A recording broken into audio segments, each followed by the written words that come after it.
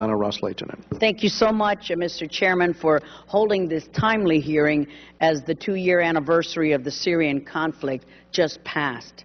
After years of violence and struggle, the fighting in Syria continues, and the refugee crisis threatens the stability of our allies in the region. With over 70,000 dead and over 1 million refugees, the numbers continue to rise as there is no clear end in sight.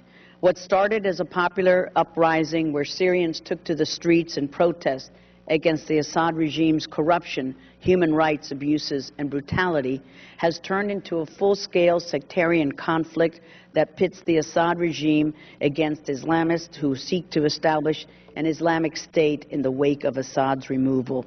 The secular and moderate elements have been forced to a periphery, and their movement has been co-opted by the extremists.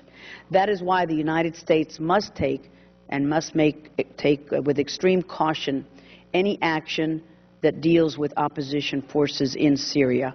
While I respect the opinion of my colleagues, I sincerely do not believe that it is time for the U.S. to arm the rebels. Too many questions remain about who the rebels are and with whom they will swear allegiance.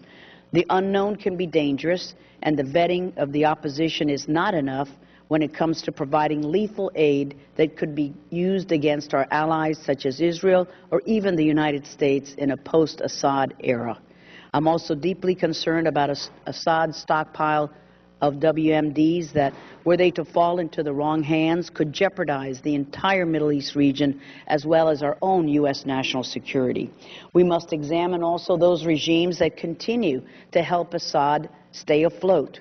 Last week, the Director of National Intelligence testified that, quote, North Korea's export of ballistic missiles and associated materials to several countries, including Iran and Syria, and its assistance to Syria's construction of a nuclear reactor destroyed in 2007, illustrate the reach of Russian activities, end quote.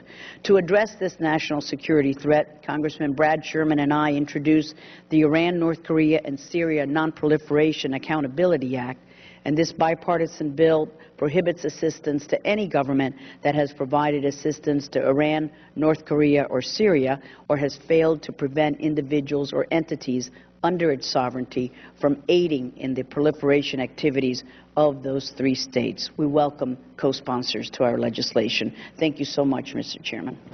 Thank you.